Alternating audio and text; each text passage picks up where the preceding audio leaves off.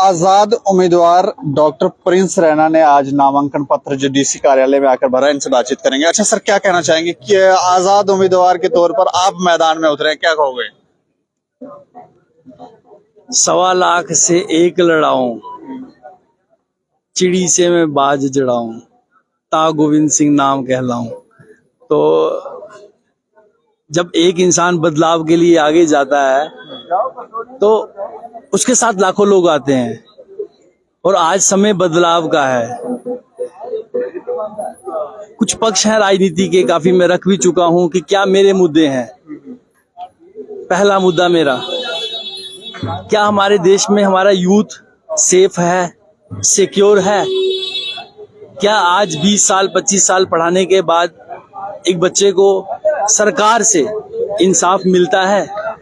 उसे सरकार से कोई एश्योरेंस सिक्योरिटी मिलती है कि भाई तू 20 साल 25 साल ग्रेजुएट, पोस्ट ग्रेजुएट, डॉक्टरेट है और मैं तुझे अपनी तरफ से ये इंश्योरेंस देता हूँ?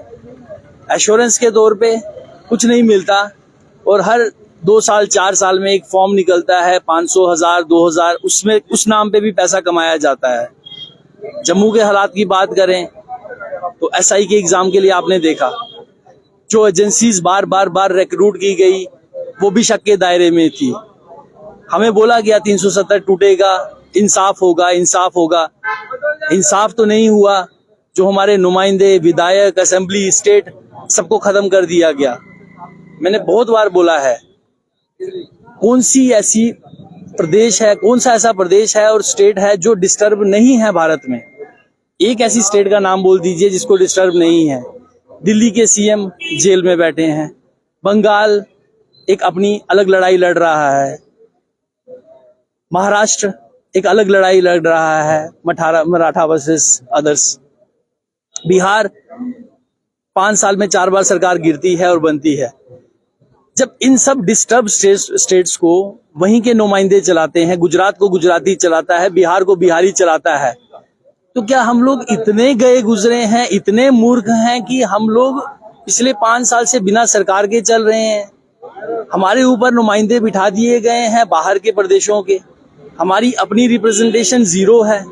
जो 1-2 रिप्रेजेंटेटिव हम चुन के यहाँ से जिन्हें भेजा भी है, वो एक कंपनी के एजेंट से ज्यादा नहीं है, क्योंकि वो कभी भी यहाँ की बात आगे नहीं रखते और ना ही रख पाएंगे, क्योंकि वो एक कंपनी के एजेंट की तरह काम करते हैं। जो दिल्ली से आदेश आता है, आंख बंद करते हैं और अंगूठा लगाते हैं, साइन भी नहीं करते, अंगूठा लगाते हैं, क्योंकि आदेश दिल्ली से आया है।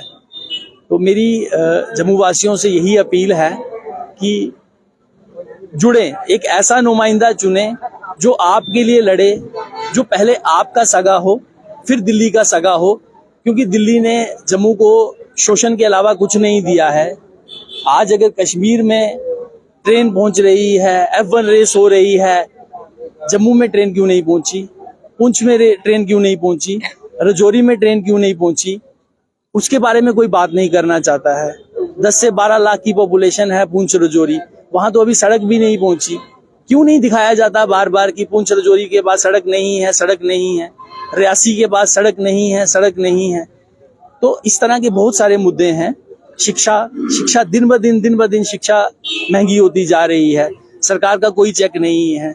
और सरकार के अपने स्कूल की हालत देख लीजिए आप, एक भी ऐसा स्कूल क्या पढ़ने लायक है? तो हमें उन चीजों को सुधारना है, मिलके आगे बढ़ना है, और ऐसे नुमाइंदे चुनने हैं जो पहले जम्मू के सगे हों फिर दिल्ली के सगे हों, दिल्ली के एजेंट नहीं चुनने हैं। अच्छा, एजेंट, और आप कह रहे हैं बाहर के नुमाइंदों को यहाँ बिठाया गया, वो कौन? जुगल किशोर के लिए कह रहे हैं आप, रवण भल्ला जी के लिए कह रहे हैं, या फिर एडवोकेट अंकुर शर्मा जो फॉर्म आज फिल करके गए हैं, या शिखा बंदराल के लिए कह रहे हैं? स्वामी जी अभी एक फॉर्म फिल करके गए हैं, क्या वो सारे लोगों के लिए आप कह रहे हैं बाहर के नुमाइंदे, या आप एलजी साहब के लिए कह रहे हैं?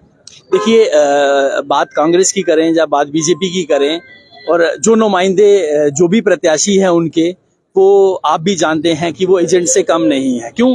क्योंकि वो पार्टियों का एजेंडा चला रहे हैं, वो कभी भी जम्मू का साथ नहीं देंगे। पार्टियों ने खड़ा किया है, पार्टियां जिताती हैं, पार्टियां फंडिंग करती हैं, तो पार्टियों की ही आवाज बोलेंगे, तो कभी भी पार्टियों के साथ दगा नहीं करेंगे। मान लो अगर आप जीत जाते हैं तो फिर आप कौन सी पार्टी में जाएंगे? कि मेरी पहली पार्टी जम्मू रहेगी।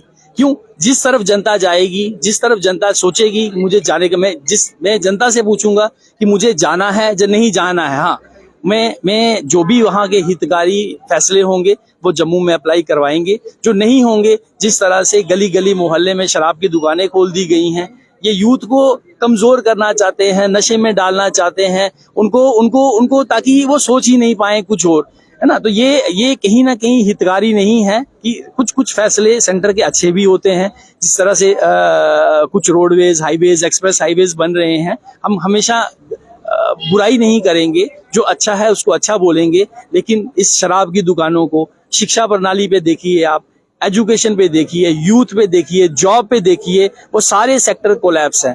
तो हमें उन सेक्टर्स के बारे में सोचना है और जम्मू की आवाज दिल्ली में मजबूत करनी है।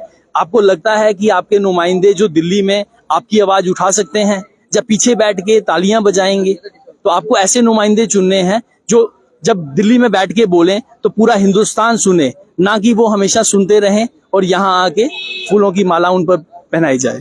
बदलाव के लिए ये इलेक्शन में कॉन्टेस्ट करने जा रहे हैं आजाद उम्मीदवार के तौर पर। जरूर आपको अगर अच्छा लगे तो वोट दें और अपनी